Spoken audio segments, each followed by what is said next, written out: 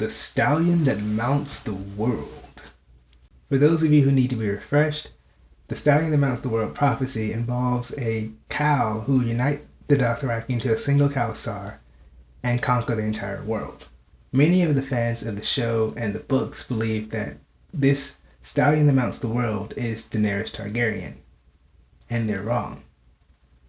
We know this because Daenerys Targaryen simply isn't consistent with the various prophecies surrounding the stallion that mounts the world. Before I go on, I have to explain how prophecy works in the Song of Ice and Fire series. Now, prophecies are always fulfilled literally. That is, that when you look at the wording of the prophecy and you look at what actually happens, they are consistent with one another. However, characters in the series, as well as readers of the books, see these prophecies and believe that they're going to be fulfilled in a way different than the way they're actually fulfilled.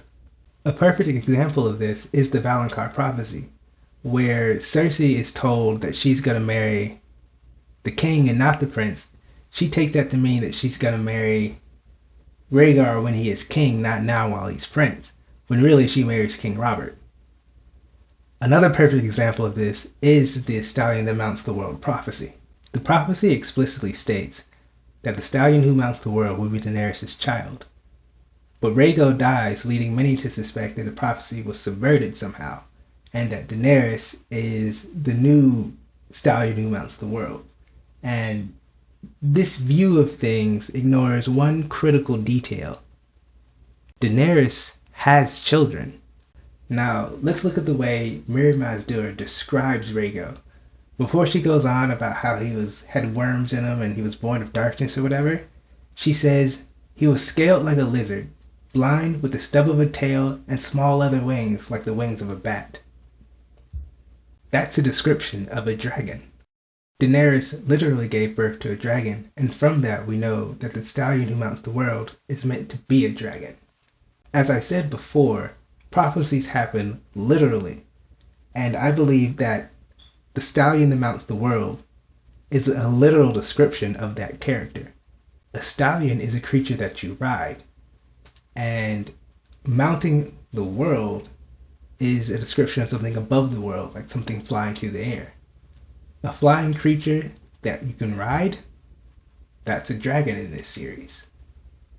Now, some of you may be thinking, this is really cool stuff and all, but how is it more consistent with prophecy than the idea that Daenerys is the stallion that mounts the world? After all, there is that one prophecy in the House of the Undying where the Dosh Khaleen are bowing down to Daenerys. Surely that means that she's the stallion that mounts the world, right? Well, again, it's the issue of misinterpreting certain prophecies. This is clearly a prophecy about the stallion who mounts the world. But this is not a prophecy about the stallion who mounts the world. It's one about another character from that same prophecy, the Cow of Cows. As I stated previously, the stallion who mounts the world is the literal description of a dragon, and the Cow of Cows is the literal description of a person who rules the entire world, a lord of lords or a king of kings. We're misled early on in the series to believe that the Cow of Cows and the stallion who mounts the world are the same person. This is probably a case of unreliable narrator, as Jorah Mormont is a non-Dothraki person telling us a Dothraki prophecy. Now, people probably didn't think twice about this because of other prophecies that seem to be related and refer to the same person, such as Azor Ahai and the Prince that was promised. But Azor Ahai and the Prince that was promised are clearly prophecies from two different languages. And even if they refer to the same person, those two different names come from the fact that they are from two different cultures, two different languages.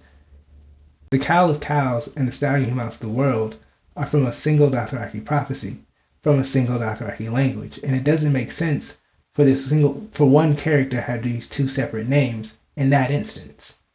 Dothraki means rider, and it would make sense for the famed cow that would unite the whole world to have a famed mount.